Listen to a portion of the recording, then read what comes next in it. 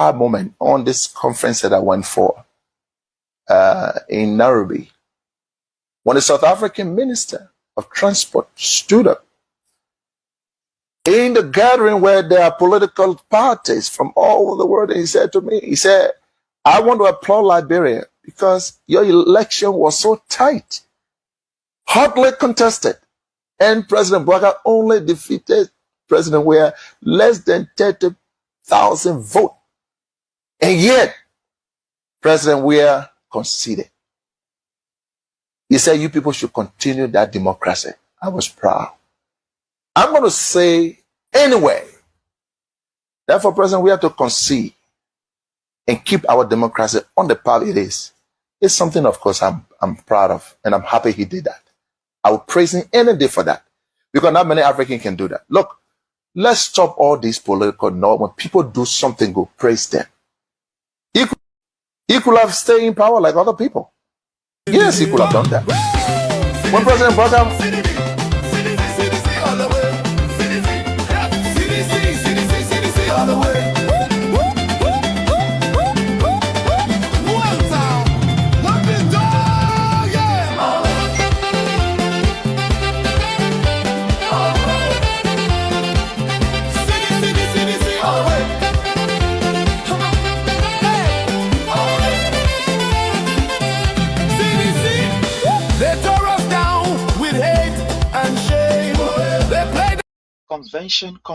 Convention. The games, but we remain.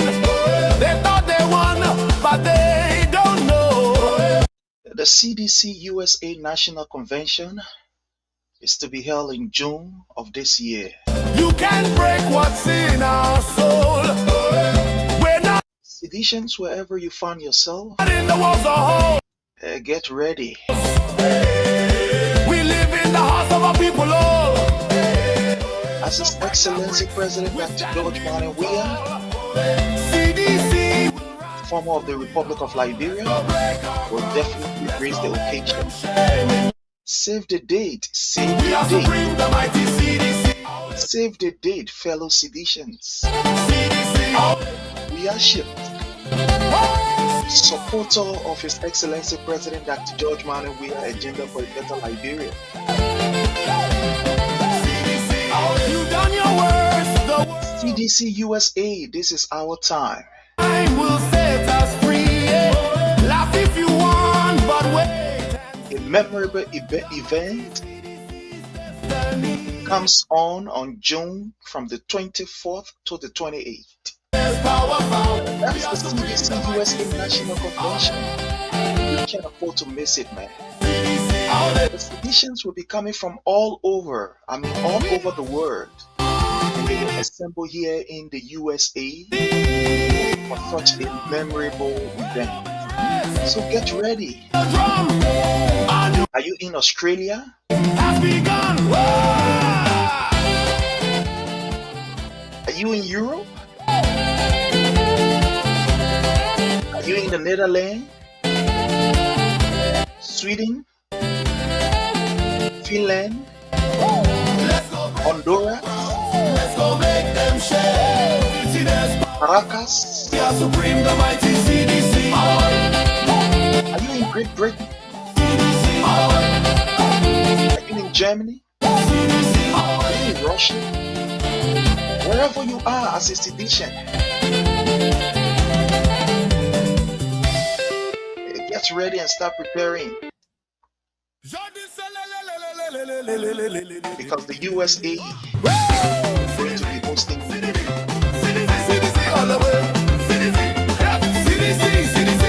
all the way.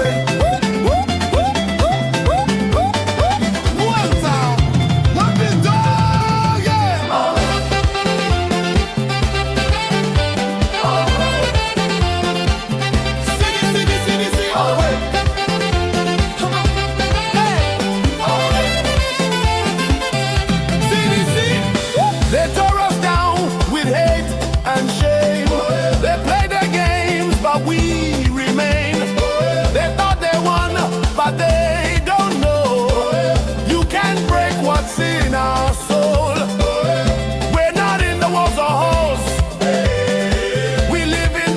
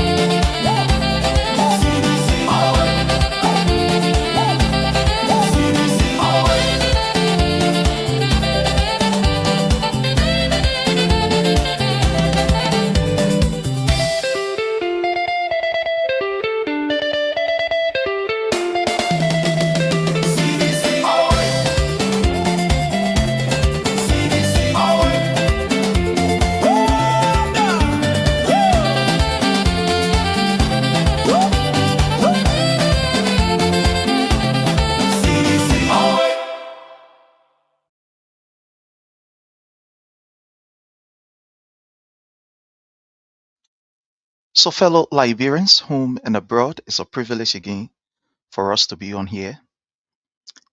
The best place you want to be this morning is right here under the Palava Hut. And I want to say thank you. We're not going to be here for long. We just want to point out some things. And I'm grateful that we again have another opportunity to be here.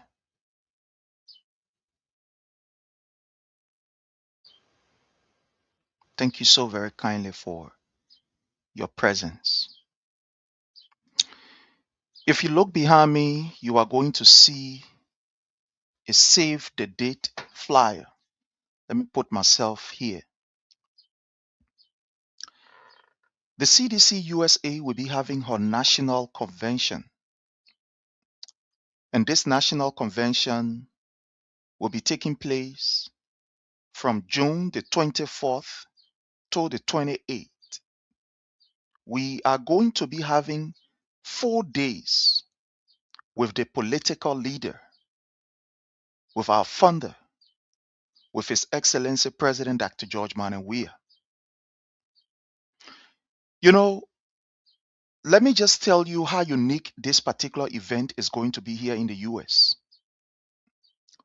Most of us, seditionists, may not have the time, the opportunity to spend enough time with His Excellency President Dr. George Weah. When some of us travel from the US back home because of busy schedules and other stuff, sometimes it becomes difficult for you to spend more time, or maybe because of your activities, to even go and even spend 2 or 3 hours with His Excellency. Some of us go there, you pop there, he gave you 1 or 2 words of encouragement, you spend 20 minutes, and from there you leave. But what is unique about this event is that His Excellency President Dr. George Weah will be dedicating that time to us as seditionists, especially here in the US. It's going to be an exclusive time for us. We are going to be sitting with him, talking with him, having a family conversation with him. It is the time that will be dedicated to seditionists here in the US to have a one-on-one interaction with His Excellency President Weah. I know many of you have a lot of good thoughts, and this is what you've been thinking of. This is what you've really been praying for, that you should have the time to talk to His Excellency President Weah, because there are some things in your heart that you want to pull out. So this convention is not just only about people gathering. It's more than that. It's about time to pull out what is inside, to tell His Excellency about your own desire for Liberia and what you think can work. So I want to say to you, fellow Liberians, it's going to be a wonderful time from the 24th of June to the 28th. And the good thing is, it's going to be held in Philadelphia. So all of you, save the date. From the 24th to the 28th. So save the date. From the 24th to the 28th, CDC USA convention is going to be in Philly. It's going to be a wonderful, wonderful, wonderful time. The people who are charged with the responsibility to disseminate the information for this particular event, we will be inviting them here. They will be here with us officially. We'll send out a communication to them, hopefully maybe out of next week or so. But within the next 1 or 2 weeks, we'll send out a communication so that they can be here to explain to the public about, this particular event. So please brace yourself, get ready. It's going to be a wonderful, wonderful, wonderful time. Having said that, let's enter into why we are here. And this is one of the most important reasons why we are here, to inform you of the CDC USA convention. Thank you. So again, we want to appeal to you, family.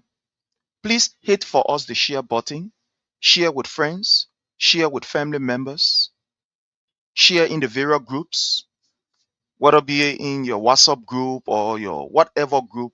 Share this particular podcast or this presentation in the group, because today is going to be a wonderful time. I'm going to be showing you a lot of things, and I hope that all of us get ready to interact through the comment section. So let me go to the comment section and welcome some of our people. Like I said, I do not intend to be here for a very long time. No, I do not. So let me go to our live feed and welcome our people. I want to welcome Okimpa G Man. Thank you so much for joining us, G Man. We appreciate you. I want to welcome Emmanuel A. Ping. Thank you so much, Emmanuel Ping, for your presence here. It's a privilege for us to have you. I salute your presence, Emmanuel. I want to welcome my own brother Louis. Okay, Louis. Oh, he says she sent the link. Okay. I want to welcome my own brother Louis there. Thank you so much for joining us. We appreciate your presence. Okay, Louis. Okay. Okay, let me see. Okay, so I think I get Louis right here. Oh, okay. You sent me a message earlier. Oh, I just seen it.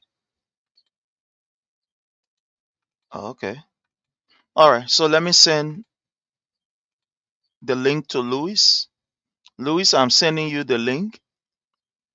Okay. So let's also welcome Prince Kandakai Jr. Thank you so much for joining us. I want to welcome the General himself, David Parker. How are you? I salute David Parker. Thank you so very kindly, my brother David Parker, for joining us. It's a privilege for us to have you. The VCO there, I want to say you are highly welcome. Thank you so much, David Parker. I appreciate your presence. I want to welcome the Metro Media. Thank you so much for your presence here. I want to say you are welcome. Thank you so very kindly. So, all of you who are joining us, do us a favor, hit for us the share button, and let's all of us have a wonderful time here today for the time we'll be here. I want to ask you a question and I want to start the discussion like this. In your mind, what is the first and foremost responsibility of a government?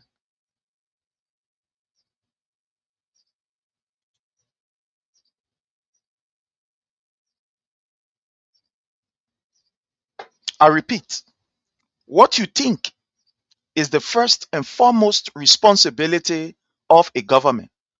Mike, thank you so much for your presence here. We do appreciate you. Thank you so very kindly. It's a privilege for us to have you here. Thank you. Thank you so much. We appreciate you. So, what you think is the first and foremost responsibility of a government?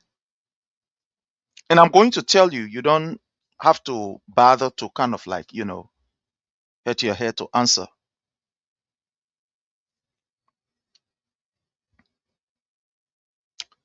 The first and foremost responsibility of a government is to ensure the well being and the prosperity of its citizens.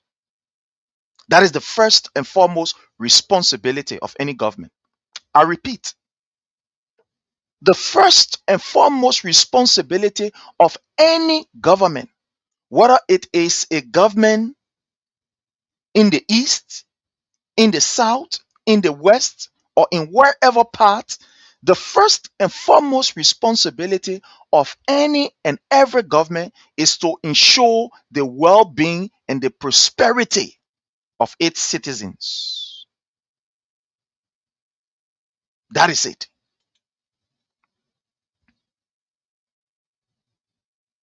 And that particular first and foremost responsibility, fellow Liberians, will include the protection or protecting the rights and the freedom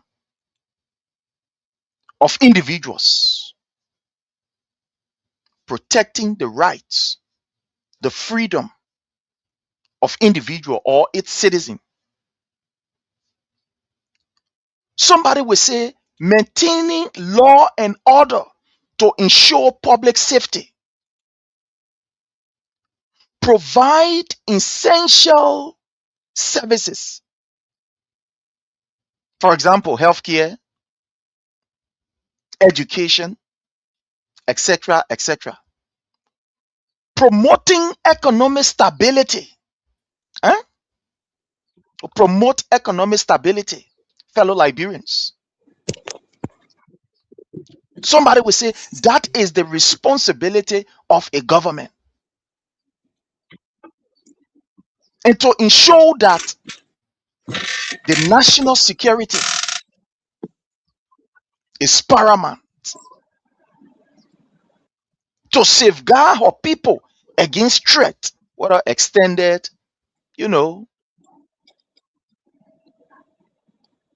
somebody will say from outside forces or from inside forces, external or internal, to uphold justice and equity for all citizens. Hmm? To uphold justice and equity for all citizens, all our citizens. And say some of our citizens, and say citizens that attached to the government, and not say citizens where know the president, and not say citizens where part of the party. It says to all our citizens, to all our citizens. That is the function and responsibility foremost of any government. I am grateful to have with me my brother Louis there. My brother Louis, welcome, sir, and good morning. No, in the afternoon Yeah, from your end. Good afternoon from yeah. your end, and welcome. Thank you. Let me say to you from my end, good afternoon to your end. It's in the morning hour, early morning hour on that side. Yeah. So it's good to be here. Last night I could not end the show because there was no LEC. Patch was Wow. very low, and when it comes in the day to day, my Charles will not get it to net. So a year up to the Mrs. Kind of evening to net, there'll be no current. So I had the shift work. If you get in the day, your friend is off. Some community is off right now. To know what is off, some community will be on. But we're going. We're good to go. Yeah. It's good to be here and to discuss issues that matter to shape the to discuss issues that matter to shape the destiny of our country, Liberia. That's good. I'm honored to be here, though. Thank you. Thank you so very kindly. My brother Louis, I want to start like this, and I'm going to somebody say, repeat myself. The first and foremost responsibility of any government,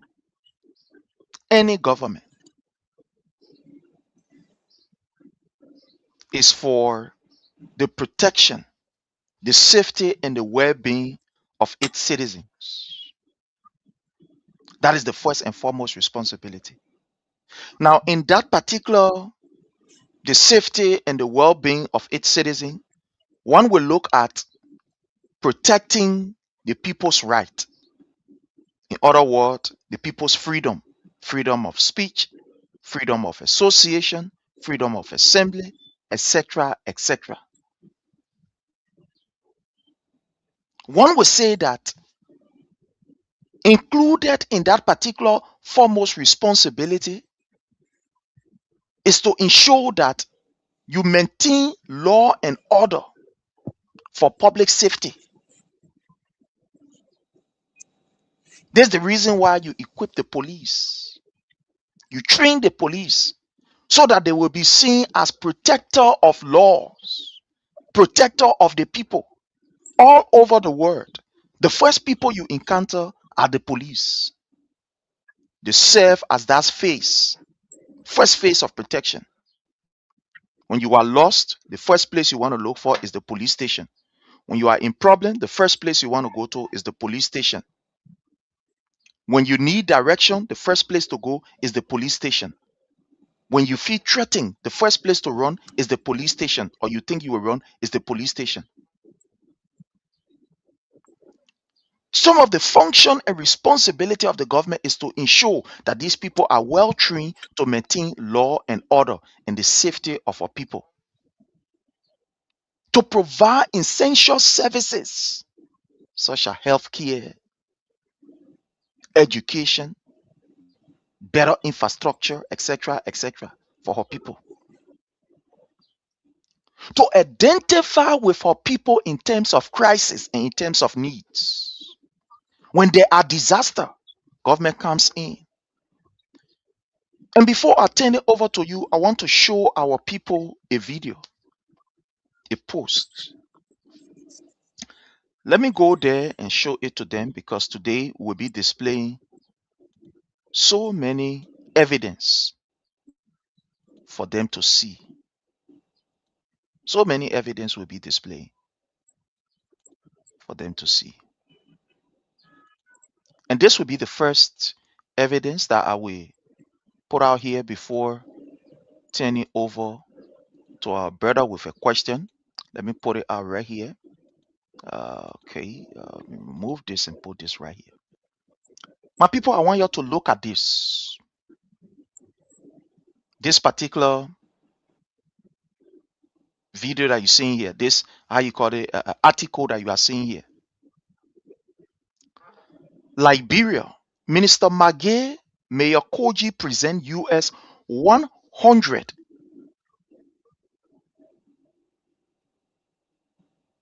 Look at it, look at the number there. Maybe I'm not seeing that number good. $100,000 to Waterside fire victim on behalf of President Weah. And I'm going to read just a portion before we can go into our discussion. The President of the Republic of Liberia, His Excellency President Dr. George Manneh Weah, have stepped up in a big way to lend a hand to dozens of people and family who got victimized by recent fire outbreak in Waterside, and assist them with building their lives. The office of the President, represented by Honorable Nathaniel F. McGill, Minister of State for Presidential Affairs, today presented the sum of 100,000 United States dollars to Monrovia City Mayor Jefferson Tambakoji, who in return presented the leadership of Waterside fire victim. According to Minister Magay, the cash presentation is in fulfillment of President Weah's commitment made during his visit to Waterside, Central Monrovia, where the disastrous fire outbreak occurred. I am here on behalf of the President, His Excellency President Dr. George Manneh Weah. The President asked me to convey his message to those who were affected. When the President went to Waterside, he made a personal commitment. I have come to fulfill it on his behalf, he lamented. Speaking in a press conference held at Monrovia City Hall on Friday afternoon, Mayor Koji appreciated the chief executive for living up to his commitment. He further thanked Minister McGill for representing President Weah, remarking, "We want to say thank you so much, Mr. Minister, for ably representing our president." My brother Louis, I want to stop here and I want to ask you this question. In terms of disaster, I'm going to show so many videos where President Weah intervened. I remember in Oro area, there was a serious fire disaster again, where hundreds of citizens were affected. And upon hearing that, immediately His Excellency President Dr. George Manneh Weah went there. That morning, before going to work, he went there and told the people, "My people, sorry that this thing has happened, the fire." He immediately asked that there should be an intervention.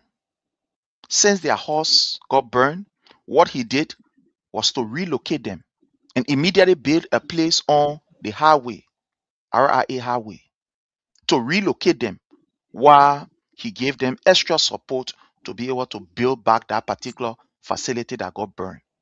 Gave them food, money for them to be there for something around maybe 2-3 months, settle themselves and be able to come back to build their structure.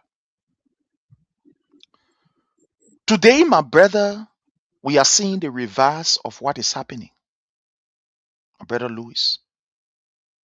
Oh, okay. I think he's having some technical issue, but don't worry. Once he comes on, he's going to be with us. I just want to bring most of this video to you so that you can see what we are talking about. Okay, he's back. He's back with us. So yeah, as I was saying, my brother Louis, we saw those interventions from President Weah. And there are so many interventions that we have here we'll be showing as the conversation goes on. President Weah was able to even intervene in Nukuta, when the incident happened there. Fire disaster, the people were hit by sea erosion, some people's house got damaged and stuff like that. He went there and said to them, the government will be able to intervene. And he built a housing unit there. He did not say it's for the government. Those of you who were victimized, here is the property. Everywhere there were issues, President Weah went there. Send Honorable Maggie there. Minister of State will go there. Koji will go there. Identify with these people. Today, my brother Louis, we are seeing the reverse. I want to hear from you. You are on the ground. What is going on? That under this regime, if they are not breaking people place in district number 7, somebody will come and clean the whole district number 9 and say it for me. Another person will come and clean the whole Cinco and say Cinco for me. And as they are cleaning, they are destroying, they are breaking down, they are damaging people's life. At the end of the day, these people are victimized and they are left like vagabonds roaming about. I want to hear from you, my brother Louis. What is happening in Liberia that under this government, that our people are becoming victim, that the government that is supposed to protect the people, their foremost responsibility to ensure the safety and the security of these people, that today the government have neglected her responsibility and she is becoming so lackadaisical while our people are crying. Let's hear from you, my brother Louis. So the first thing is that the article you just read, I was part of that press conference that we held at the Memorial City Hall. In fact, before President Weah could visit Waterside, that was Water Street, where the incident occurred. We went there along with Mayor Jonathan Koji. Koji went there to get further information and pass it to the president for the president to visit. When you have a leader that have the heart of the people, he concerned when disaster is taking place and his citizens are suffering or dying. He concerned about these things. There's nowhere a disaster took place that President Weah did not make a person fail. In Waterside, he went there. In Nukuta, he went there. In Oro, he went there. PV, at the mosque, you remember the mosque incident where the mosque got on fire in PV? Sure. He also went there. So there's nowhere under the regime that disaster took place, he didn't go. Except for when in Nima County, you were building, he sent a team, a delegation there. But in Mosorano County, in Sorani, President Weah went there. You see, Mark Jabate, one of the minister of Internal Affairs, tried to sympathize with the people, but he chose the wrong path. When they play carry 150 bag of rice there yesterday, that day yesterday, it was rejected by the people. People refused the rice. Why the people refused the rice? The poor issue is some of food. People need a shelter. Oro incident, so we have provided shelter. Since it happened already, Let me take you people to this place and be there while we try to sort things out. That's be the first percent of the government shelter. So if you get a poor the food, the poor eat, why the poor go sleep? People are not complaining about food. They are complaining about the shelter. If the government cannot protect its own people in circumstances of such, when would they protect the people? What have you heard the district lawmakers saying? The most bluff representative we have in our history. But he's starving the people in the back. He don't care. President Barker do not care because he don't respect the rule of law. Any man who cannot respect the rule of law doesn't care for the citizen protection. Because the priority of the president is to protect the citizen, and for the citizen to be protected, for the citizen to be protected, you need a rule of law. But a man who doesn't respect the rule of law, how can he protect the citizens? He doesn't care. We saw what happened. Issue Senator Bear, we saw happen to LAC, right? We saw President Holder taking over, emergency taking over the place without any form of remorse. President Barker doesn't respect the rule of law. So you not protect the citizens. At the end, you are seeing people you depend on in 2029 to vote for you.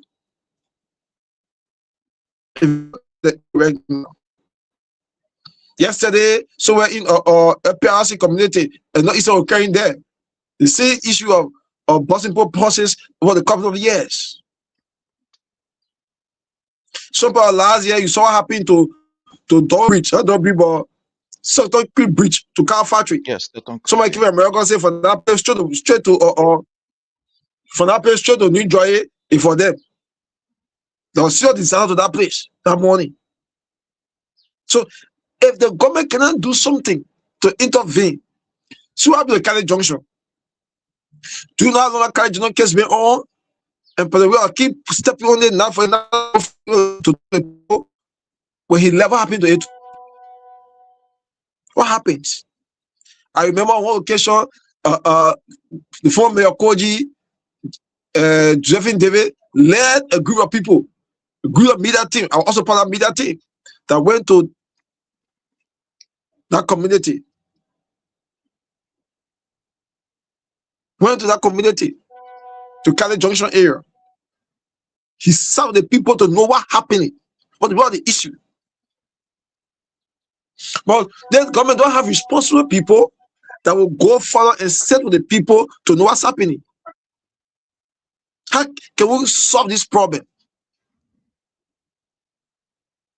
The Ministry of Internal Affairs, who shall be taking the lead, along with the county superintendent. We don't hear them talking about it. We are talking about the district lawmakers. These people need to take the lead for the protection of their citizens. Thousands of people are being homeless. Where are they starting from? Where are they starting from? So, what we are gathering from the Satan incident is too chaotic. Because portion of the land was bought from the man who came to play for his father. Some people bought from his father. And today, some people are sleeping when the bulldozers came to the houses to bust the houses down. Today, they are homeless. People need shelter. That's when the disaster management comes in the picture. That's when the government comes in the picture and take the responsibility. So we have the disaster management team. We have an agency called National Disaster Management. What are they here for? Look at how big Cloud Town.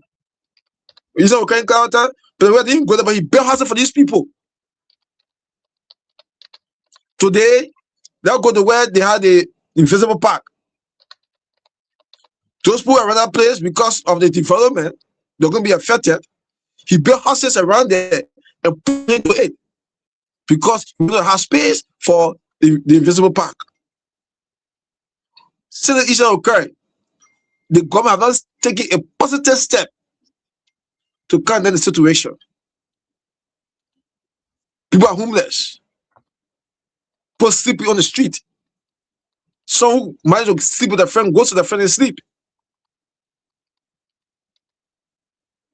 And we're interested to know, yesterday, we were walking through. People said they will pay the government back in 2029.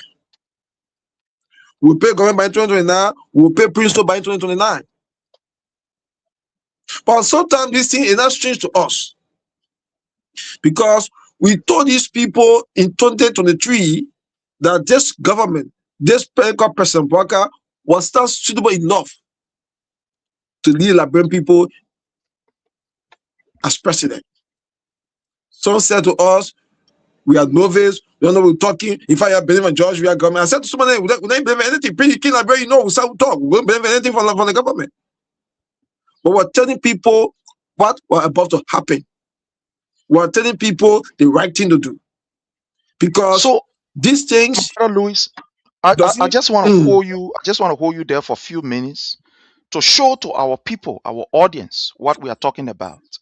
That when disaster struck and the people were in dire need, President Weah did not turn his back from his people. He always, like you intimated from the beginning and you narrated, clearly, there were always intervention from the part of the government. President Weah himself will intervene. And I want to show you one video here. It's just a very few minutes video. And our brother will expand further. I want you to watch this video, my people, those of you who are listening.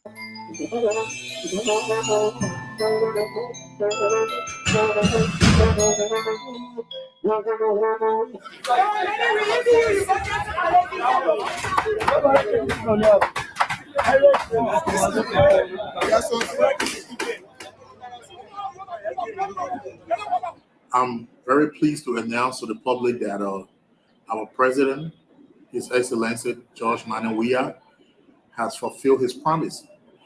Just a day after he made this promise, yesterday he paid a visit to Gibraltar, the community where he grew up in, and during that visit, he promised the dwellers, the residents of Gibraltar, that he will do a re-roofing of all of the homes in Gibraltar. The president, for fulfilling his promise he made during the campaign period, that his government will absorb all of the wide fees. That has taken place. We see all over the city, because that's the roofed the houses within this community, to unroof the houses within the community and then replace it with new ones. I mean, the zinc, the planks, anyone that is damaged or not befitting to be there, we take it off and put in the new ones. Okay, so you are starting today, right? Yeah, this is the first day. Okay. This is the first day. Process? It's fine, it's going on. I mean, as you can see, so it's okay. My brother Louis, I just want to stop this here. Looking at what was happening in Gibraltar, with almost all of the houses had roof problems, what His Excellency President Dr. George Manneh Weah did was not to turn his back. He went there and then made the intervention. These same very people like Joseph Numa Boyka and people who follow him, they condemn President Weah. Today, Liberians are crying in the hands of their own government. What happened to the disaster management team that Joseph Numa Boyka allocated almost $500,000 for? What happened to the president's initiative within Joseph Numa Boyka budget? In the budget of Joseph Numa Boyka, Joseph Numa Boyka budget, he have what we call a presidential initiative to assist in terms of disaster. What becomes of that? What becomes of that? Fellow Liberians, this is the kind of government that we have. The reverse is the case, where government supposed the first and foremost responsibility is to take care of its people. No, the government, the first and foremost, that for you, the people, to take care of them. For you, the people, to take care of this old sick man and the bunch of gangs that are behind him. This is what we are seeing. Joseph Nyuma Boyka now is wearing Rolex. A man who could not afford told us boldly to our faces that he was living on loan. Stanton Waterspoon is a living witness that said he used to take money and put it in Joseph Nyuma Boyka's pocket. Let us start there. These people are alive, who literally used to be almost like the palopo for Joseph Nyuma Boyka. Go and beg, take their own, then send something to Boyka. Today, it is the Boyka now that have forsaken the people, that have turned his back on the people. It is the Boyka now that is sitting down and allowing somebody to come and claim a whole property, thereby leaving our people in danger. My brother Louis, you were talking about the area and what people were saying and how people obtained that land. I listened to a lady who said she is almost 60. And she was born in that area. Her parents bought that place. The person who they bought the place from is the same person that turned around to come and destroy the properties, to the extent that they even crossed the line of demarcation. The place that is supposed to break, or the place they supposed. In fact, when you listen to the communication from the court, it did not say go and destroy, go and evict and take possession. But you see, it's a pattern that is following this government. They did it to the CDC party headquarters. When they say go and evict the people, they went and broke it down. So every other person that is associated with this government, in their mind, when they say evict, it means break down. That's what it means. Because Joseph Nyuma Boyka started that path of being very ruthless, of being very careless, of being very irresponsible. Properties, they say go and evict. They say go to CDC party headquarters. You break it down in broad daylight where people spend thousands, millions of United States dollars. They were proud breaking it down to the extent that one of the EFBC boss, D4 Flomo, say, yeah, we finish with CDC down. We finish with CDC. CDC will no longer be. We finish with them now. We're breaking the place down. My brother Louis, let's hear from you. You were talking about this issue of people saying that that particular property, the woman who they bought it from, is the same woman who came and ordered that the place be broke down. And people are crying. You are there. You passed there. You've seen what some of us can just see by video, but you have seen it live.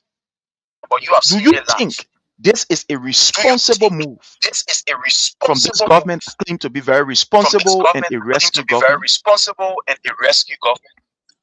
So it cannot be a responsible government. Because a responsible government, first thing, state with all the property and find a way out.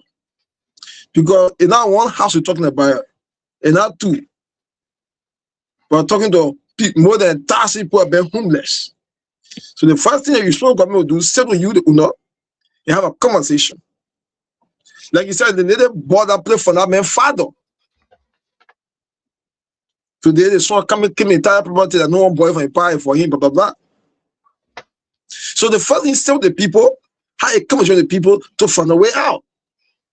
Knowing very well, if they allow this person to carry on the invasion or disaster, it will affect the livelihood of the citizen. And no serious manner government want to see the citizen cry. No serious manner government. Now, this are happening, and they, up to this day, the government fail to take decisions. That is the government.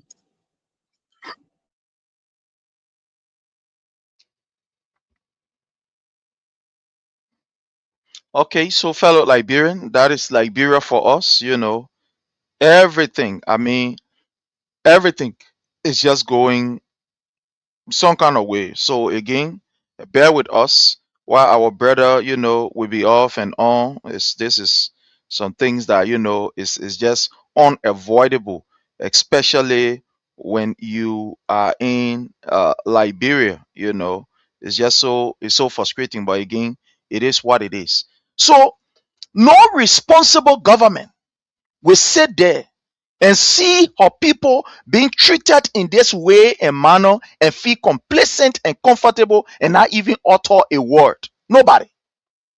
No responsible government.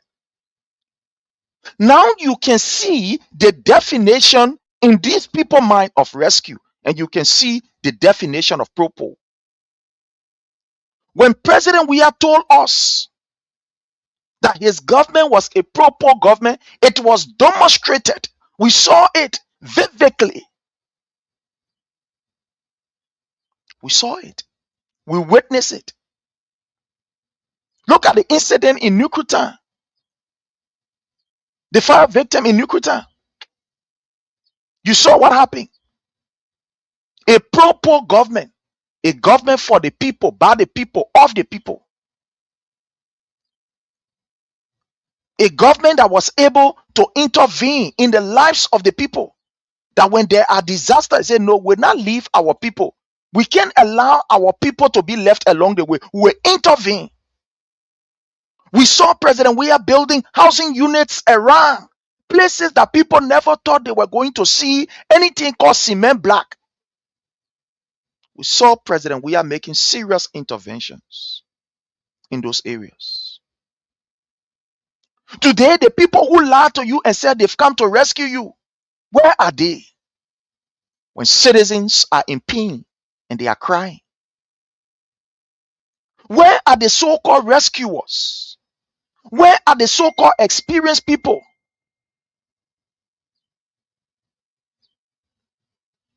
Where are they? The people who say they've come to not do business as usual, but they've come to liberate the people, where are they? When mothers are sleeping on the streets, when babies are sleeping in the open, when families, I mean thousands of Liberians have been homeless.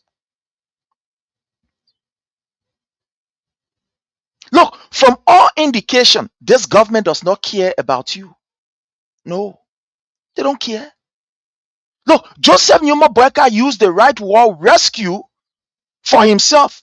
But some of you were deceived and you thought that when they say rescue, he was coming for the Liberian people. These burgers were coming for themselves. These people that don't even know how to sustain a kitchen, they were coming for themselves. And that's what we are seeing today. To the extent that your citizens will be victimized, then you come defend when your citizens are crying. You know why most of the time people want to take the citizenship of other countries, especially in the Western world? They will take that to be a priority. Is because these people, despite of all of the things that are happening, but they pay attention to their citizens. Look, the Unity Party government have not been a people-centered government. Anything that get Unity Party behind it, it is not a people-centered government. No, it is not. They don't have time for the people. The Unity Party, these people, they are a bunch of people who believe in themselves. They are narcissists. They believe in themselves. They don't care about you, the people. They don't care about you. They will use you at the end of the day to get where they want to get. And when they get there, they will turn their back on you. You become that particular ladder that they will use to get to their destination. Once they are there, they say to hell with you. They don't care about you. All over the place, there are demolition exercises. All over the place. And this government is complacent. The government sitting down.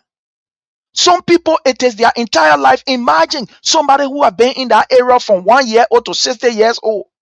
Some people, they bought that place. Everything that they have called strength, they use it to accumulate whatever little thing to put one bafa down. You break that particular place in a second.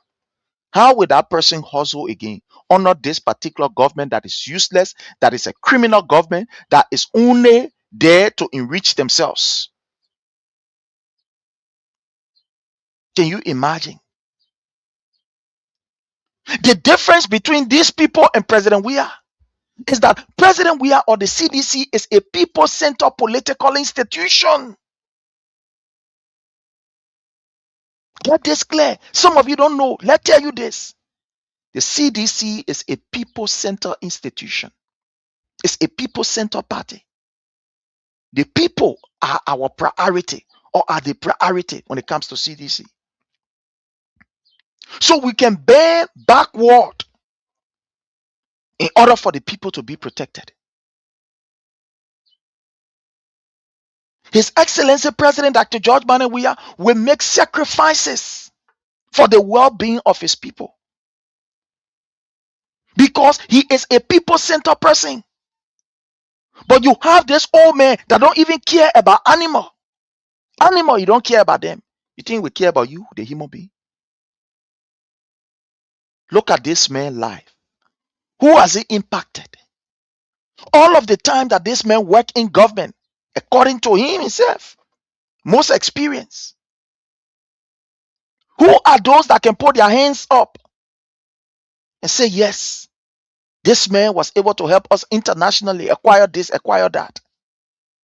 But you know, someone says something, and I want to play it here before. You know, our brother data, my people, imagine this kind of wickedness. Our brother just bought his data. We just bought the data. I ain't even still on say, bam. They say the unit finish. You see the kind of wickedness? So right now, I can't do it now because I'm on the show, but I will need to send, I need to send data. We need to send data. You know, a man of God saw this long before. Some of us, we saw it and we told you, but you think that our politics were playing. Some of you, you thought that our politics were playing. We told you far ahead of time that this particular man called Joseph Newman Boyka does not care about you.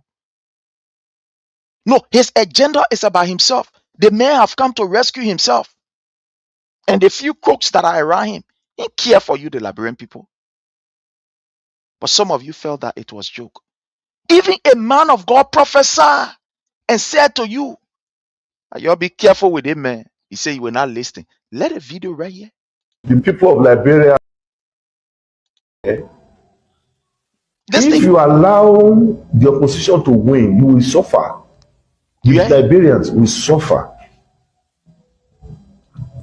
Our economy hardship, poor will suffer, rich will suffer, average people will suffer. You see, all the four classes of human will suffer. We suffer. I'm not from Liberia, but that's the message of the Lord for the people in Liberia.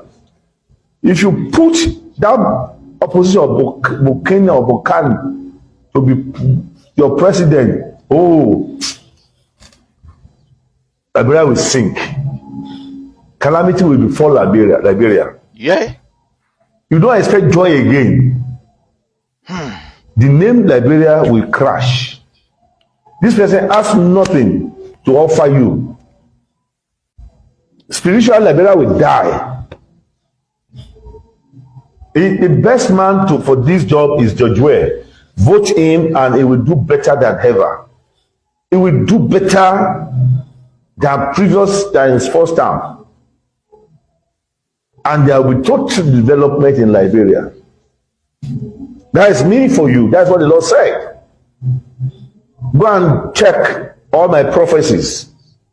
I'm not boasting, but that is the message of the Lord.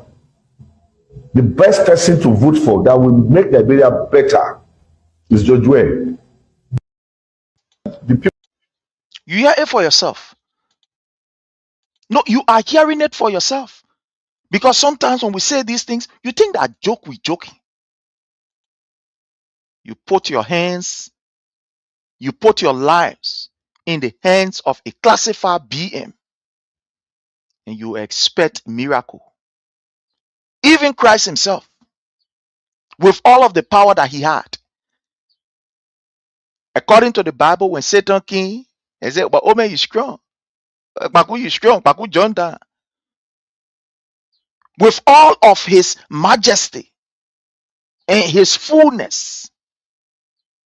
He said, no, you cannot tempt the Lord your God. Satan, they were having conversations. They were man, injured and yeah, they will assume they will not allow your foot to touch the ground. They will hold you. He said, no. Liberians, why is it that you don't listen? There was a song that was sung by Evelyn Marsh. Some of you know that song. Listen, oh, fellow Liberians. Y'all remember that song, right? By Evelyn Marsh. I remember back in the 90s or so, early 2000, that song. Listen, oh, Liberians. Y'all know that song. We warn you that this old man is a disaster. This man does not love you. He don't care about the Liberian people. This man cares about himself. His agenda is what he cares about. Look at how he looking now. The man wearing now custom clothes where you can see rating on the JMB. Where you can see JMB. The how he looking like.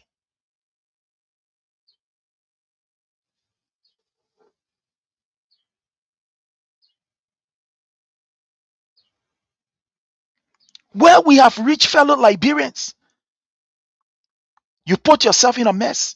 You gave your life to a man that cared about himself and his family and not about you. Look at some of the intervention that President Weah made. When people were in dying needs. I don't want you to believe it. Let's play the video. Courtesy of our brother, Honorable Romeo Lee McCretty. Pleasant good morning, this. good afternoon, good evening. Listen my name here. is Whitmore Lee McCretty. This is what President Weah did for his people. District number 16 to be precise, in the New Kutan area, on the Popo Beach, where we are here. We are here at the grounds of a Popo housing unit. When we want to know who built this housing unit and whether our people are paying money or tax to the government, because people say former President Weah did nothing. So we are moving around, This is a President we are identifying with his people in the dying need. 29th of January 2026. My name is Honorable Whitmore Lee McCretty.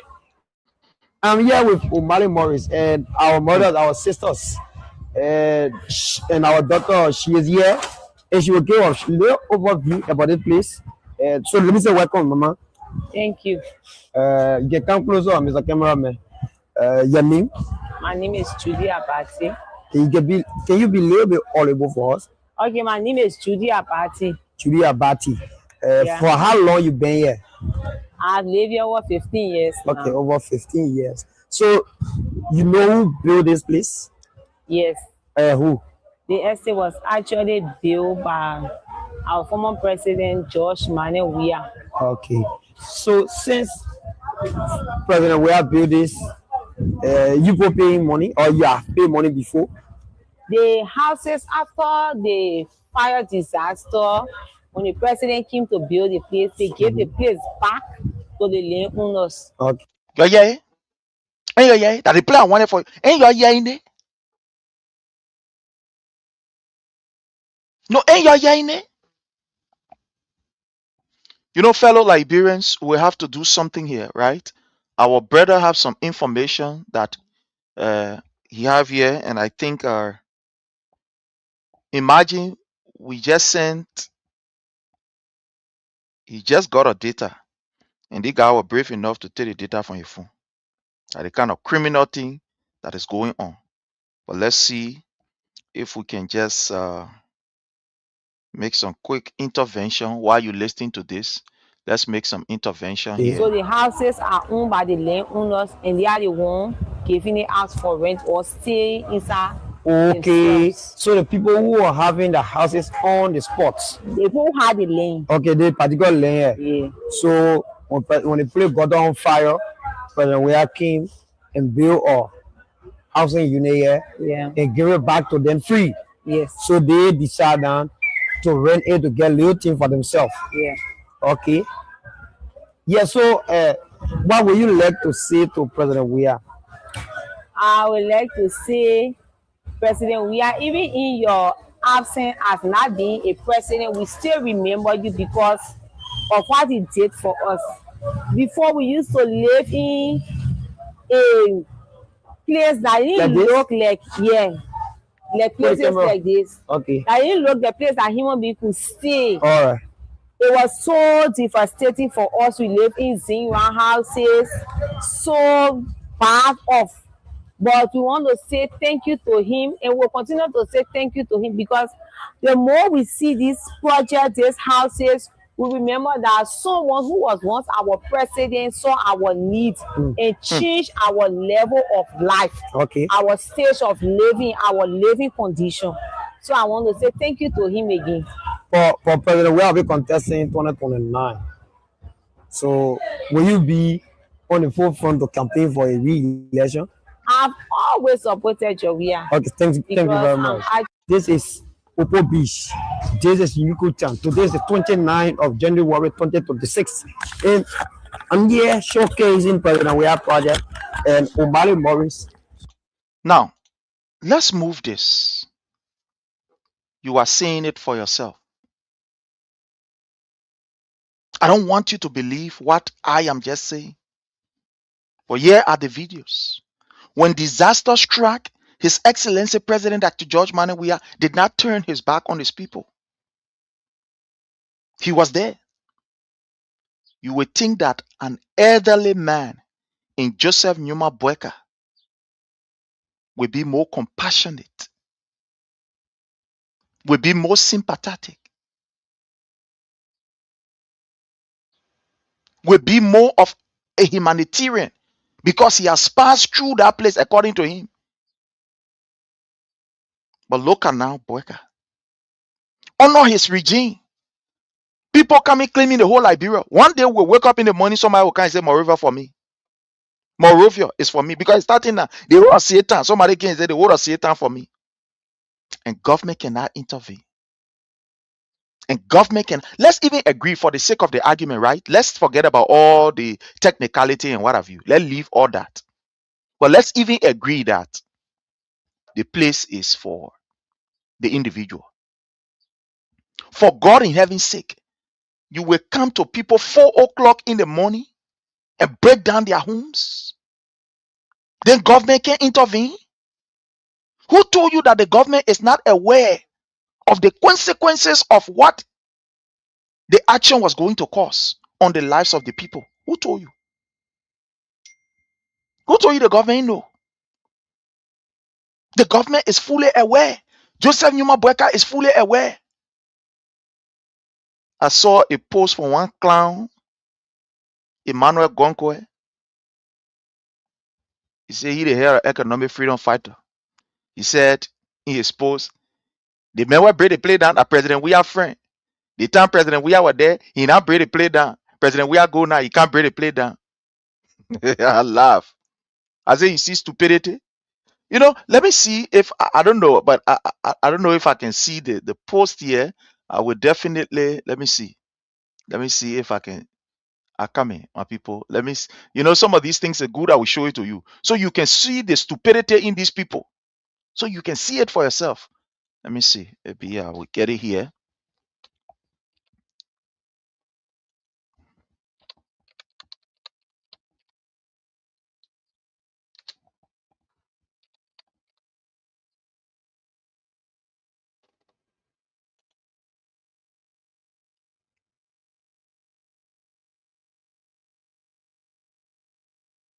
Okay.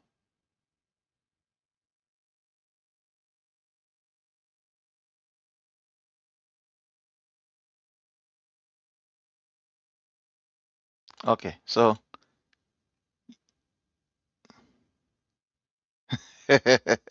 you see the stupidity. I don't know what I should even give this credence. I don't know. I don't know if I should give this credence. I don't know. But anyways, let's say here. Let's go ahead. Let at least for some reason, let's give this our attention so that you see the nonsense and stupidity that is being told by these guys here. Here is it. You see what Emmanuel Gonkwe wrote here?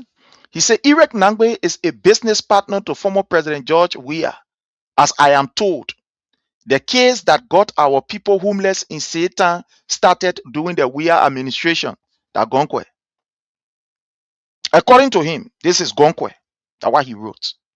He said, Irek Nangbe is a business partner to President Weah. So because he's a business partner, that's why made he go break the place down. That's why he broke the people place down. According to him. So President Weah was there. So you must know that President Weah loved the people. So let's even agree, right? For the sake of, let's not pour any technicality inside. Let's take it as this guy right here, as he wrote it on his page. Let's come here again. Let's come right here. This is him. He said, Ire Nangbe is a business partner to former President George Weah, as I am told. The case that got our people homeless in Satan started during the Weah administration. So let's take just as a face value.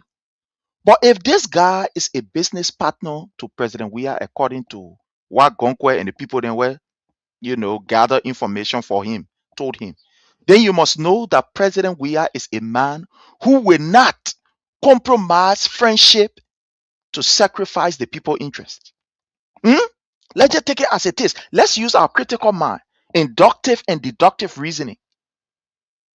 So since these guys want to be fools, or they want to bring themselves down to the lowest level, let's not be too technical. Let's play with them based on what they put out there. So according to him, they meant that President Weah business partner. So this is just to tell you that President Weah will not abandon the people for his friendship. That President Weah will not take friendship over the people. That President Weah will not take one person's interest over the interest of more than 5,000 people. Emmanuel Gonkwe, come, let's talk. No, Emmanuel Gonkwe, let's have this conversation. For the sake of your ignorance and the thing you wrote, I'm not going to argue with it that he not friend to President. We are this, that. Let's not go through that other hating here conversation. That's what make us to be intellectual. You are, I am. So let's look at this communication that you put out here with the face value and let's argue it or let's talk about it. Irek Nangbe is a business partner to former President Weah, as you were told. And the case here started during President Weah time. But all through the 6 years, President Weah said to Irek,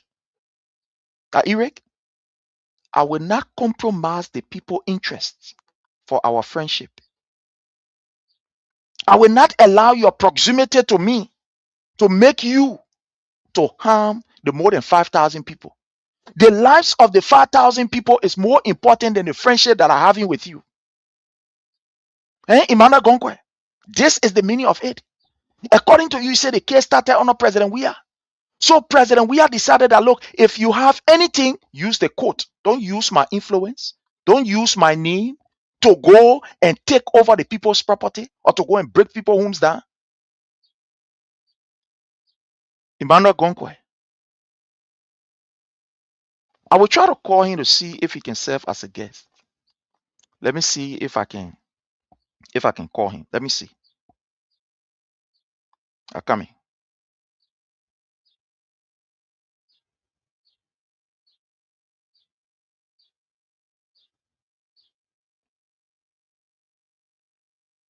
Anyway, let me not call him on the show. I'll call him after the show. So here is the argument. No, here is the argument according to how you call Emmanuel Gonkwe, that President we are friend. They may hear that President we are friend. Okay, let's agree. Let's agree that President we are friend. So this is a clear indication that President Weah will not allow anybody to use his name, to use the love that he has for you, for friendship, so that you can trample on the rights of other people. Emmanuel Gonkwe, you just show us the true nature of President Weah just now. Oh, Emmanuel, I want to say thank you. The things that we will not see, that what you see. Emmanuel Gonkwe just told us that President Weah is a man who will not compromise the interest of the Liberian people. for his friendship. No, he will not do it. President Weah is a man who will not use his power to say that my friend here, go to the people place. But he told his friend, you will use the court. That's what Emmanuel saying here. Emmanuel Gonkwe. Oh, Emmanuel Gonkwe, you see? You know, there is a song we used to sing. That song goes like this. Amen. Okay, fine. You saying like you meant it for evil. I know God has turned it around. Turn, he has turned it around. Something like that. The people used to sing it. We used to sing it. Turn, he has turned it around. Turn, he has turned it around. You meant it for evil, but he turned it around. I think God turned it around. Something like that. So Emmanuel Gonkwe, in your mind, you felt that it was putting President We are under the boss. No, my brother, you wasn't putting President We are under the boss. You are showing the good nature of this man called His Excellency President Dr. George Manneh Weah. You were telling the world that this man will not use his friendship the way Joseph Numa Boyka using people, his friendship with other people. Look at what happened to the Ministry of Youth and Sports. J. Brian McGill, one of the financiers of Joseph Numa Boyka. The man raped a 14 years old girl at the end of the day because of Joseph Numa Boyka influence. And they saying free. I want me girl come say and I see no crown. No, let's look at Councillor Gloria Mususkat. And Councillor Gloria Mususkat, they were found guilty and they were placed behind bar when Joseph Numa Boyka came as president. Guess what he did? He went to the central president and said, Gloria Mususkat, Kawasaya, lead the people there. Kawasaya, he don't do nothing. So Joseph Numa Boyka will take friendship over the Liberian people. That what Gonkwe is saying here. Oh, Emmanuel Gonkwe, that what you saying? My people, y'all look at it. Oh, if I lie, you tell me say I lie. Oh. No. Y'all look at it now. Let the Emmanuel Gonkwe war for A. Then now don't believe me. Leave me. Leave me. Let the war. Let us take Emmanuel Gonkwe word for what it is. Emmanuel Gonkwe is saying that Ire Nangbe, he's alleging that Ire Nangbe, that business partner to former President Weah, that they want people told him, that they think where the people then tell him, say they may we go break the people place down on a Joseph Numa Boyka government, they may what President Weah friend. In the case here, it started on a President Weah era. So if we are to take this, then it means that President Weah is a good man. Indeed, he is. That he will not allow his friends, if it will cause for him to talk to one person so that thousands can be affected, he will do it. Emmanuel Gonkwe, this is what you are telling us. You are now telling us that President Weah is a man who will not compromise the people's interest for the interest of his friend. And you see, Emmanuel, I want to say thank you, my brother. You did well. We didn't see this coming. You did well. But again, fellow Liberians, I want to inform you. I want to give you an information. For you to save the date for the CDC USA convention. The CDC USA convention will be from June the 24th to the 28th. And it will be held in Philadelphia. Get ready. It's going to be a wonderful time.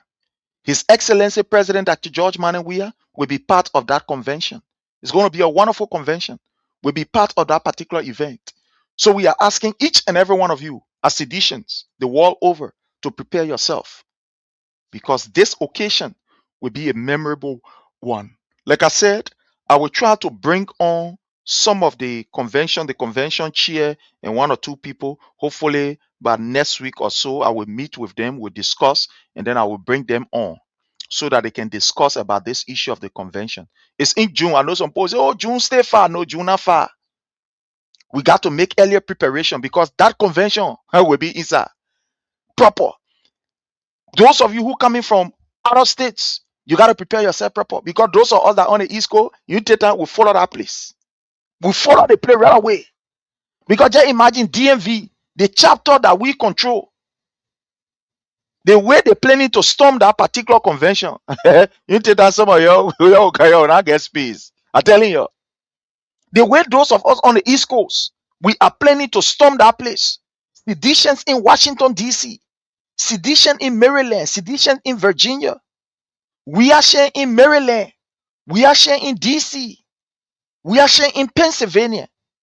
We are sharing in New Jersey, in New York, etc. The way they planning to storm that place. Yaka. So I will meet with the people who are planning this event, the chairman of the convention. We meet with him, we bring him on, and every day of the show, we will try to feature this. This is going to be until otherwise, this is going to be our wallpaper here, our background. So seditians, get ready. The good thing about it is that His Excellency will give us exclusive time. So it's going to be a wonderful time. So get ready for the convention. Get ready for the convention. So, fellow Liberian, look at what is happening. But this evening, we get some things to discuss. I don't want to take much of your time. This evening, join us at 7. We'll have a wonderful time. On here, we'll have a wonderful time. But look at what is happening. Joseph Newman Boyka have abandoned the people.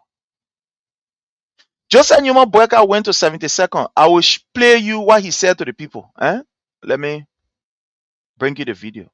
The man is so wicked that he even get time for people. He don't even empathize with the people in their suffering time.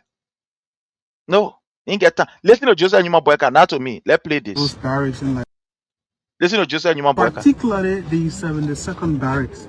There is this in those barracks in Liberia. Particularly the 72nd barracks. There is this issue about those living around the barracks. They are now saying that the soldiers who went there to claim the entire place, they are saying the front view does not belong to the army, Mr. President. Do you have something to say about this? You know, this is one of the things that we have to do in this country.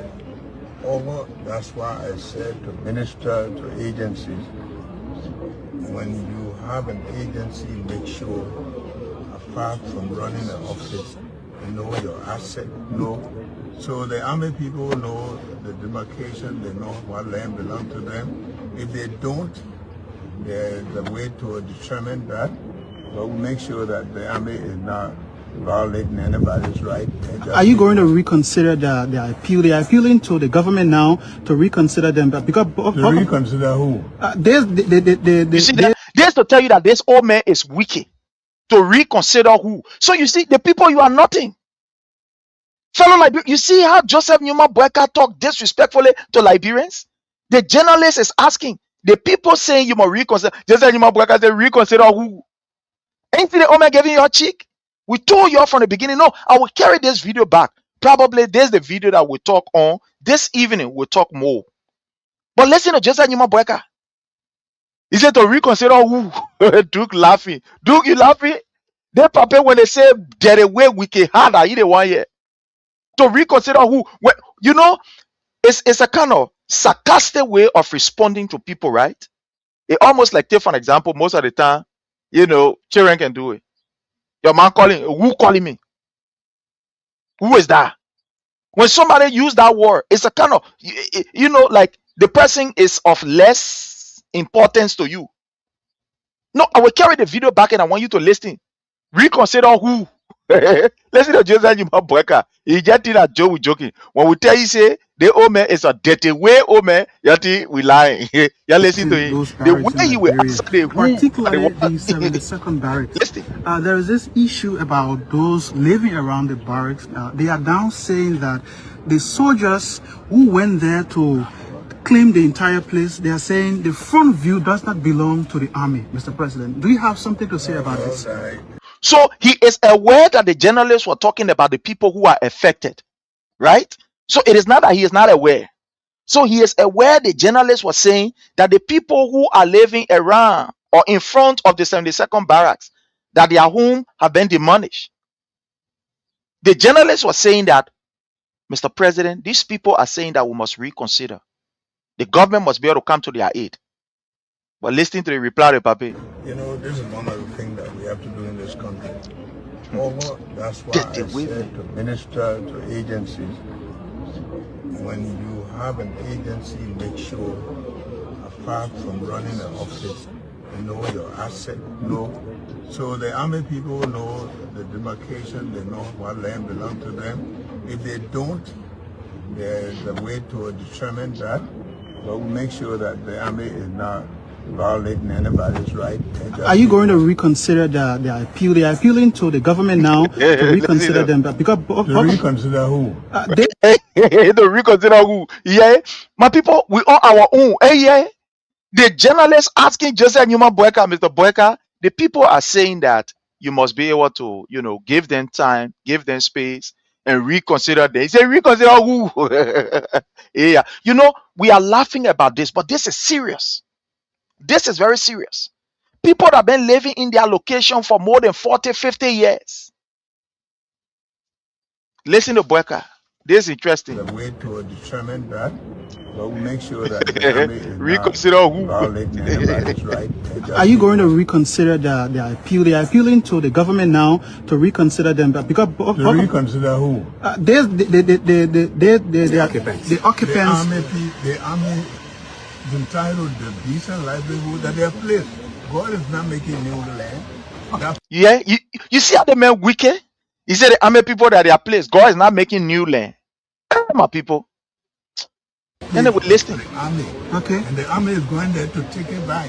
Okay. So thank you so much. Thank you, Mr. President. Thank you. Thank you. Yeah, Boyka. You see how the old man wicked? The first thing as he say who? This is to tell you that look, we told you all that Joseph Newman Boyka is cooking something. If Joseph Newman Boyka think he will use his nephew, the army chief, to do stupidness in that country, he, the army chief, and Joseph Newman Boyka and whoever that is planning, they will get we, the Liberian people, to contend with. I repeat, these are signs that you must observe and know. Joseph Newman Boyka and his family, they are doing something stupid. They are planning something stupid. But one thing we can tell them, these people must understand and they must know that they get the Liberian people to contend with if they try anything ugly or funny.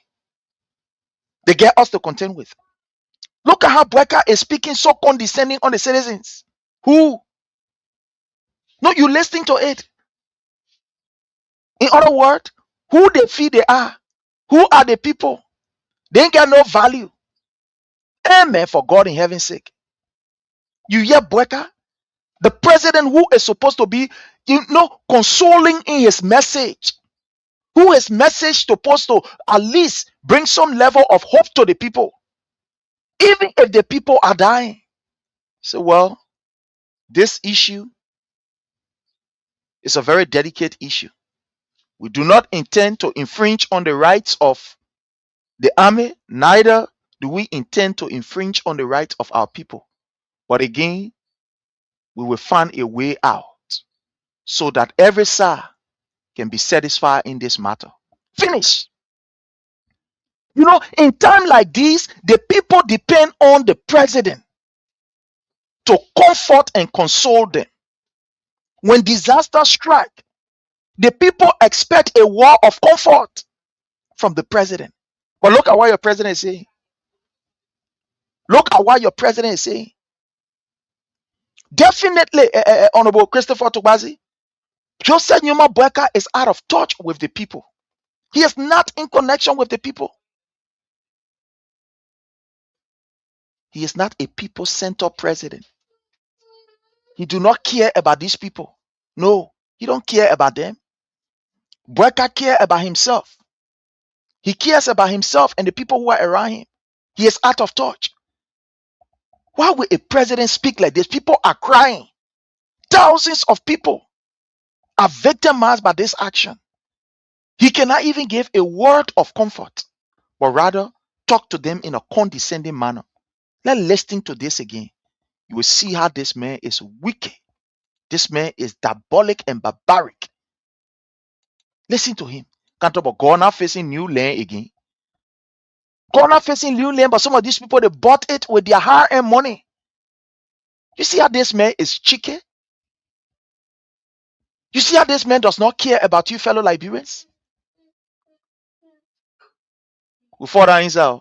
Listen to him. In those barracks in Liberia, Listen. particularly the 72nd barracks, there is this issue about those living around the barracks. They are now saying that the soldiers who went there to claim the entire place, they are saying the front view does not belong to the army. Mr. President, do you have something to say about this? You know, this is one of the things that we have to do in this country. That's why I said to minister to agencies, when you have an agency, make sure, apart from running an office, you know your asset, so the army people know the demarcation, they know what land belongs to them. If they don't, Army people know their land, they know their demarcation, they know what belongs to them. Amen. For God in heaven's sake. People are crying. This is the word from the president. The president who is supposed to comfort them, who is supposed to console them, the man who is supposed to be the voice of comfort for his people who are crying. Liberian, you are on your own. We are on our own. We are on our own. Listening to him. That the same reckless statement they all Papa made. Well, remember when the Capitol building was gutted by fire? When the Capitol building was gutted by fire, this man said it was hooligan there. So is he a surveyor? It doesn't mean because the land is in front of the barrel, so it means it's for the army people. No, that is not what it means. Have you conducted a survey? Has there been a survey conducted? Did the people just go on those lands because they want to go there? They bought it. They spend money on it. There are people who sold land to them. If those people sold the land in an illegal way, they need to be penalized. And these people need to also benefit. You see the same reckless statement we're talking about? You guys, he said the land for the people. You be surveyor to know whether the land for the people or the land not for them. The same reckless statement this old man made when the Capitol building was gutted by fire that led us into the nonsense that we in today. The whole country is in a complete disarray. That is same nonsense statement this man is saying here. This is, look, I'm angry because this is nonsense. This is not how a president is supposed to speak. Wow. Listening to him again. In those barracks in Liberia, Listen to him. particularly the 72nd barracks, there is this issue about those living around the barracks. They are now saying that the soldiers who went there to claim the entire place, they are saying the front view does not belong to the army. Mr. President, do you have something to say about this? You know, this is one of the things that we have to do in this country. That's why I said to minister. So the journalist is saying the people say the front view does not belong to the army. What you think a president who is sound in mind and in heart will say? Let the court take its course. But let's listen here. Minister to agencies. When you have an agency, make sure, apart from running an office, you know your asset, so the army people know the demarcation, they know what land belongs to them. If they don't, there's a way to determine that, but we'll make sure that the army is not violating anybody's right. Are you going to reconsider that? The army is not violating anybody's right. You listen to Joseph Newman Boyka? What kind of wickedness is this? What kind of evil is this of a president? Wow. They are appealing to the government now to reconsider them, but because to reconsider who? Even if the land is for the army, amen, you will give people 3 days to move like that. Let's even agree. Well, let's take it from this level. Okay, the land is for the army. Somebody will say, let's just consider all factor and agree that the land is for the army people. Wait, I'm busy.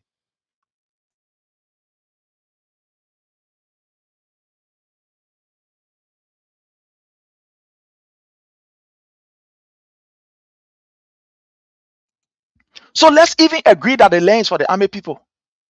Is this how you move somebody when they're on the land? to come and say, look, you know what? We gave you 3 days. Get off from here.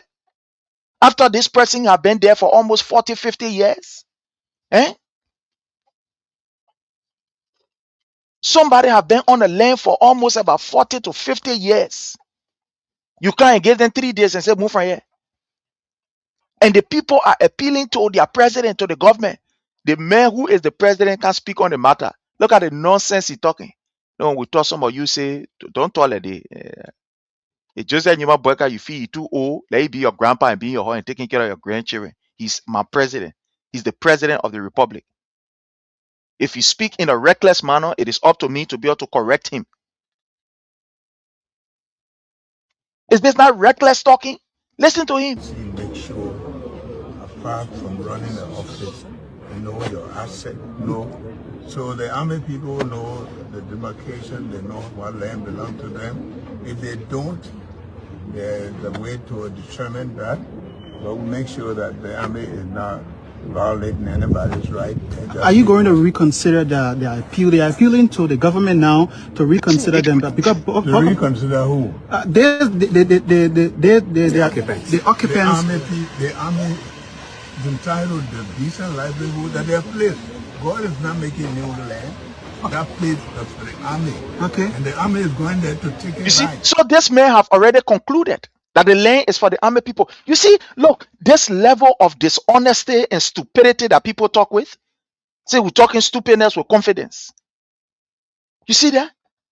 Joseph Numa Boyka has already concluded, like he did in the fire incident.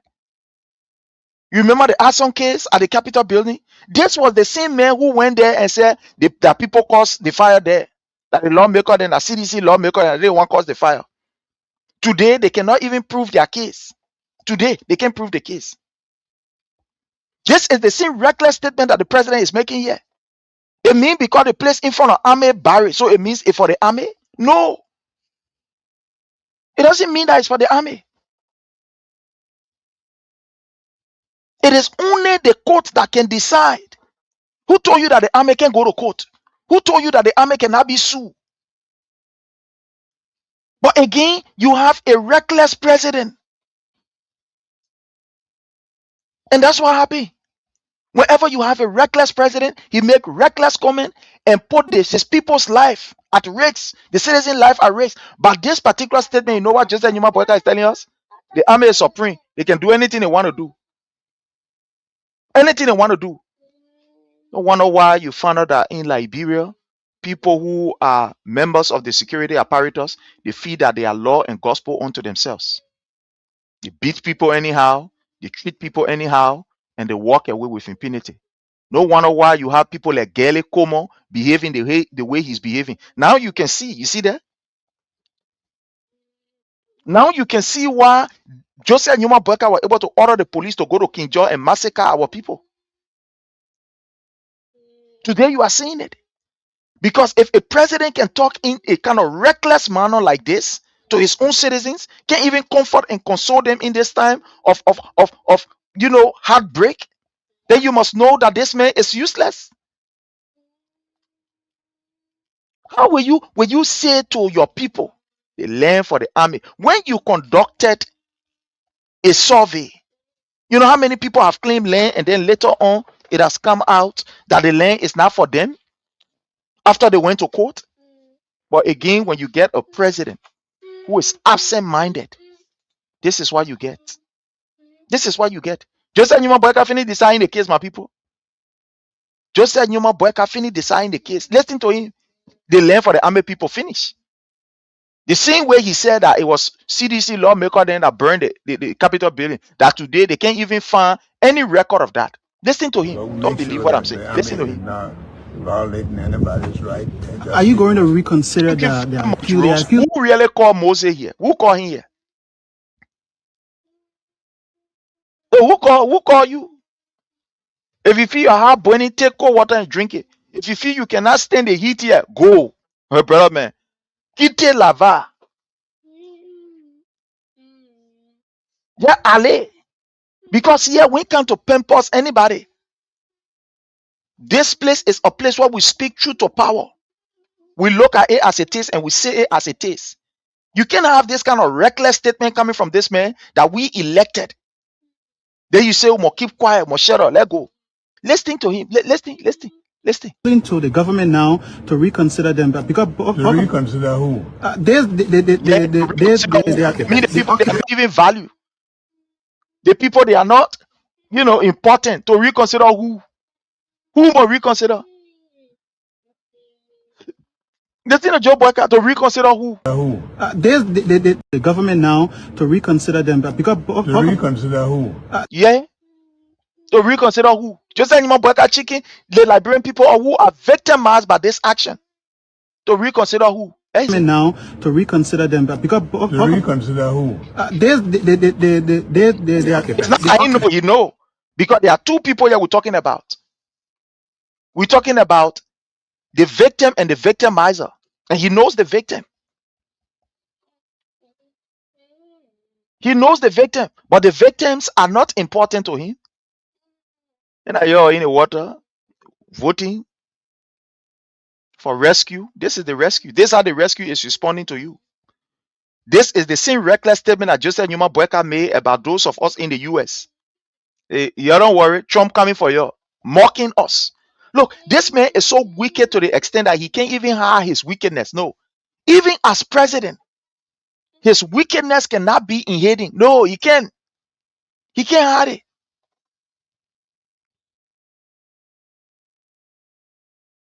This is how rebel be. I will tell y'all that this man was involved in the Lofa Defense Force. Now you are seeing the attitude coming out. He got no sympathy, no empathy. Coming up, right? For those of us who live with elders, maybe for example, your grandma, your grandpa. You know what? Most of the time we can really admire, appreciate, and we like to be around our grandpeople. Somebody will say the grandparent can spoil the children because for them they are compassionate. For them they are kind. For them they are considerate. Even when our mothers want to beat us, you will run straight to your grandma or your grandpa. Oh, leave the ball. Leave my grandchild. I will talk to him. When you're hungry, the best place to find the food is to go sit down near grandpa or near grandma. As she take 1 or 2 spoons, then she put one in your mouth. Take 1 or 2, put one in your mouth. At this age, the people are always kind. When you reach in this age, in our Africa, in Liberia, let me be specific. In our Liberian culture, in our setting, the older our people become, is the more compassionate they become, is the more kind they become, collective. They don't want to hurt anybody. They don't want to see anybody hurt. But imagine in this man's old age, 88 years old, he didn't get any feeding for nobody. He must remember when he was young. This was the same man that look at a man, Elizana coming, and I know Elizana coming. When I know, I know the man. I know him and I know him. I just said, you my boy, just said, you my boy, that look at Berigo. He look at that Berigo, the Berigo crying, man, he's stuffing it with salt just so he can go and deceive fuller man to take money from the man. This is a criminal attitude. No, what is being displayed here by Joseph Newman Boyka is highly criminal. You are not a surveyor. The people that are claiming that this land is for them, they get D. They bought it with their hard-earned money from people.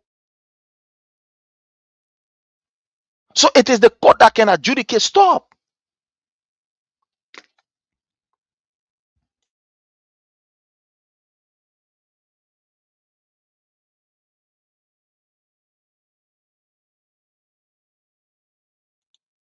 So it is only the court that can adjudicate whether the land that you're talking about, it is your land or not your land. But Joseph Newman Boyka already finished cutting the case short. Let Joseph Newman Boyka listen to him. particularly With us, we gotta go. There's a way to determine that, but we'll make sure that appealing to the government now to reconsider them, but because to reconsider who? there's the occupants. The occupants. The army is entitled to the livelihood that they have placed. God is not making new land.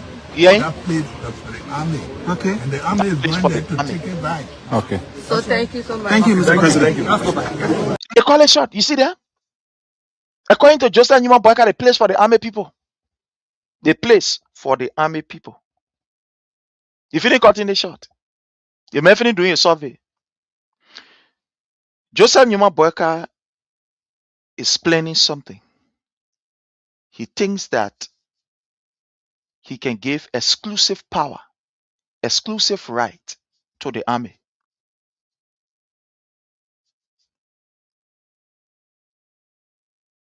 He thinks that the army, they are untouchable. Let's even agree that the land is for the army people. And the citizens are appealing. Give us time. Joseph Newman Boyka said, who should we give time to? The citizens, the people who voted for me, they are not important. Now I'm in power. They have given me the mantle of authority.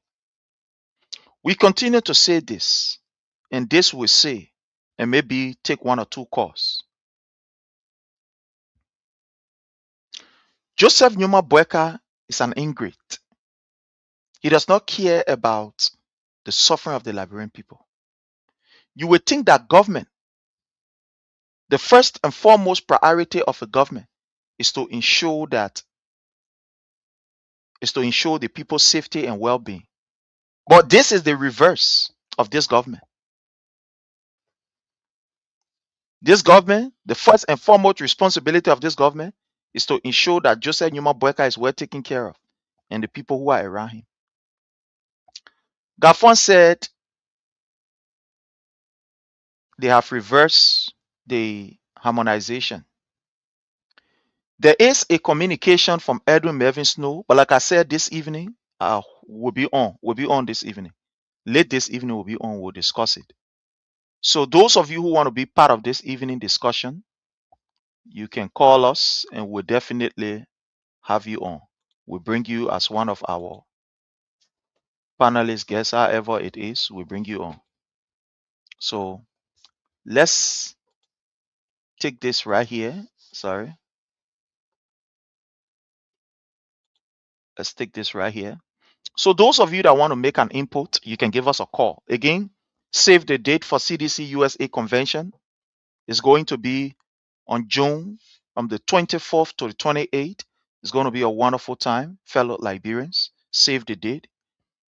The CDC USA convention will bring together seditions, Weashians, supporter of His Excellency President Dr. George Manneh Weah Agenda for a Better Liberia.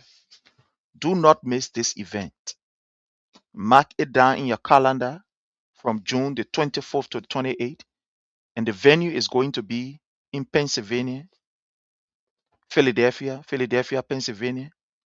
It's going to be a wonderful time where thousands of seditions are going to gather in that particular state. People will be coming from all over.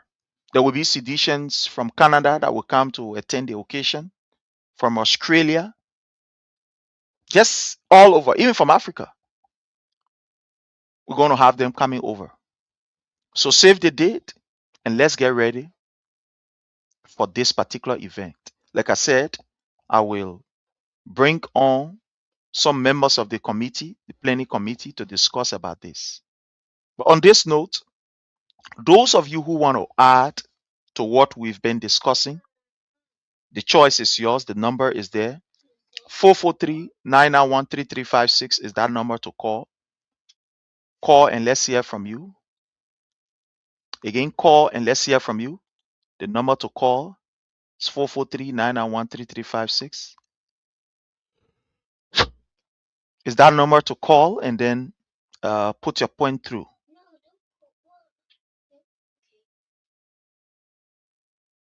Again, it is that number to call 443-991-3356. Give us a call and let's hear from you. Yeah. And let's hear from you. Give us a call and let's hear from you. Give us a call and let's hear from you. This evening, we will be on this evening. Again, we will be on this evening at about 7. Join us also, and let's have a wonderful discussion.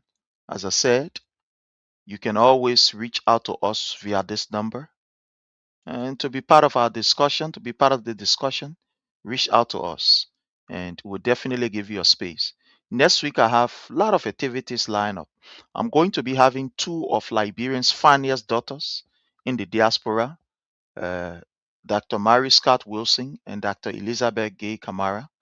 The both of them, uh, you know, have put up a book, and we are going to be having a time with them, an exclusive interview with the both of them, and it's going to be a wonderful time. But fellow Liberian, time have caught up with us. Until we can meet again this evening, hopefully, God's willing. Have yourself a God bless day. Don't forget again, the CDC USA convention will be from June the 24th to the 28th, and it's going to be in Philadelphia. Let's get ready, save the date, and it's going to be a wonderful, wonderful time. So until we meet again, my people, bye from my end. I love you all.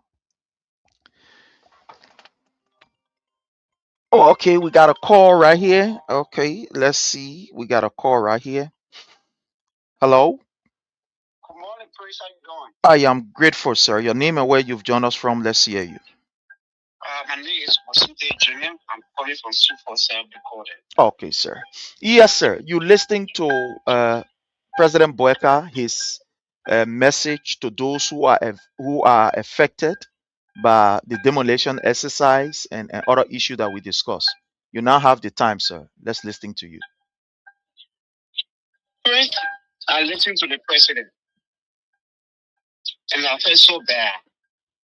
I felt very bad this morning. I was actually at work following it on Facebook when he made those remarks. And I will tell you this, Chris, our country is in trouble. Liberia is in a serious trouble.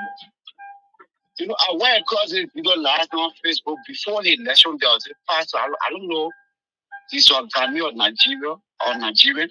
He said if Baka win, Liberia will suffer. And let's say if Baka win, and Liberian people made a mistake and vote Baka win, Liberia will suffer, the poor will suffer, the rich will suffer, the middle class will suffer, everybody will suffer.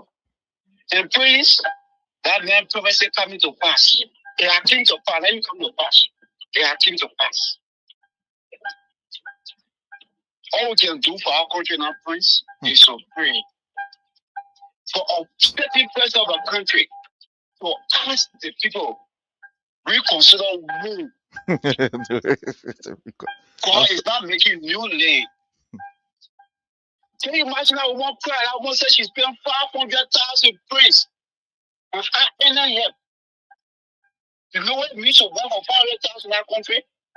And the woman crying up, everything swell up. They want to call it on the president. Now the president came and say, who are we reconsidering? They play for the army people. You know, they just a repeat of what happened with the Capitol building. Yeah, sure, definitely. They went that morning. He had decided here, Georgia, everybody. That told when the building.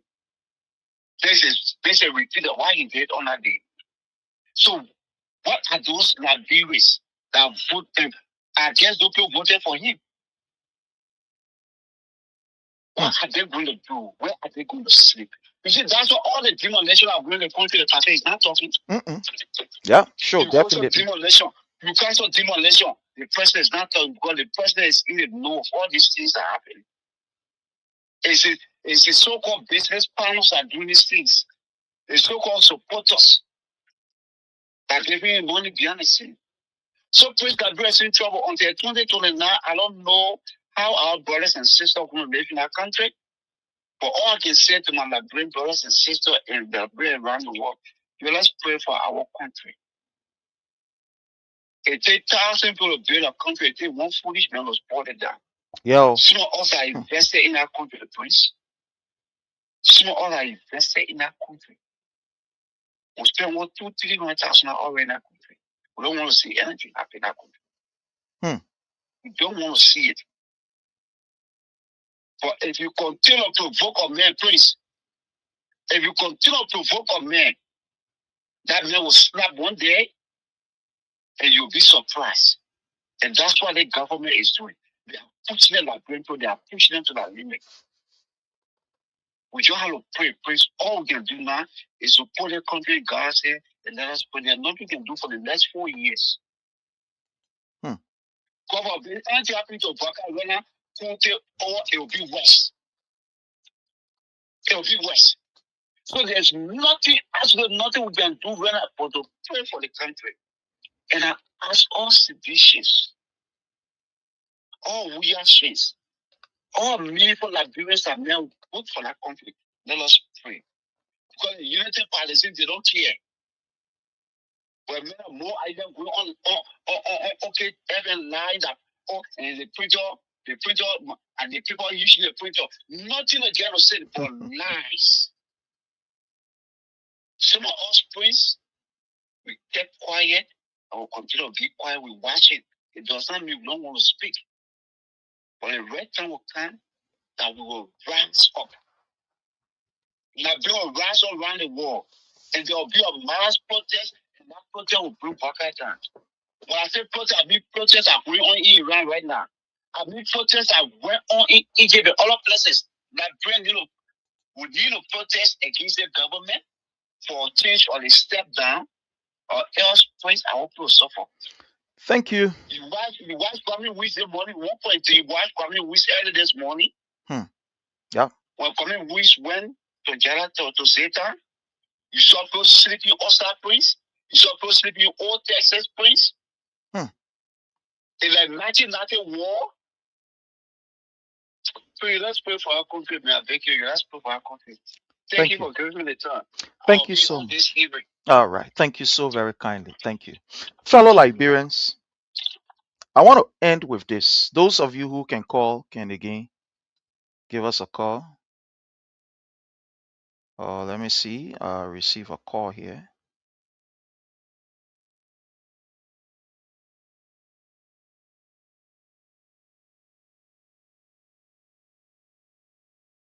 Sorry.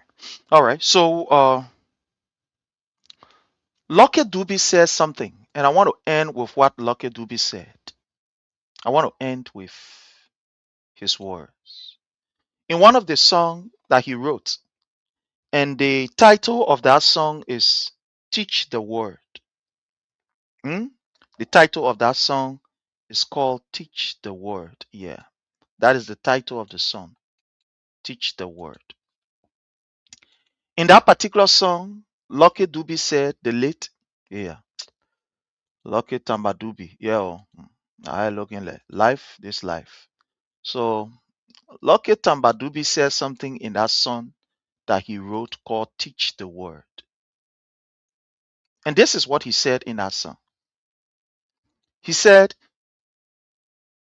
it takes 1 million people to build up a good reputation, but it takes one stupid fool to destroy everything they've done. Huh?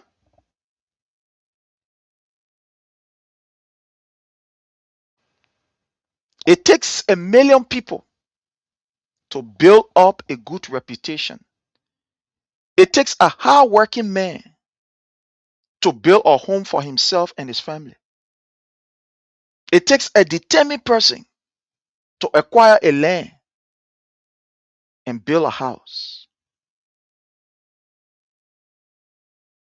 But it takes one fool who will come one day and say, let's break it down without any empathy, without any sympathy.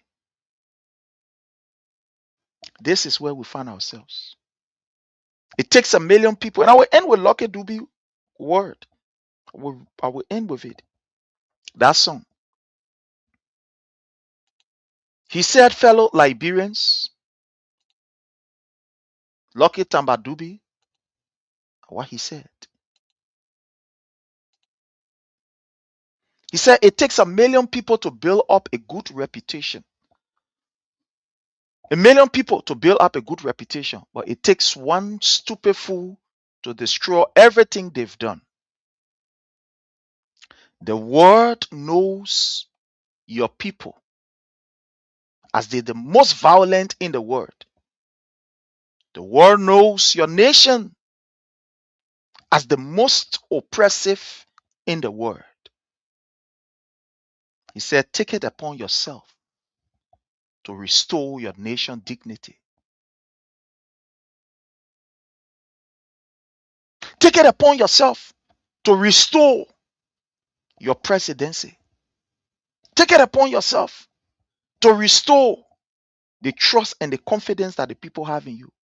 Take it upon yourself to restore the value that you're supposed to represent as a president. Take it upon yourself to restore. Unfortunately, it's not going to happen. Join us this evening again for another wonderful time. Until we meet again, my family, my people, you don't forget to hit the share button. If you are not following this page, please follow our page. If you are not following us on YouTube, please follow us on YouTube. If you have not subscribed to this page, I beg you, please subscribe to the page. By so doing, you will help us. Until we meet again, bye from our end, and I love you all. We want to encourage those who want to remain corrupt and steal money, that I beg the money should be used to bless our people. Thank you, and God bless.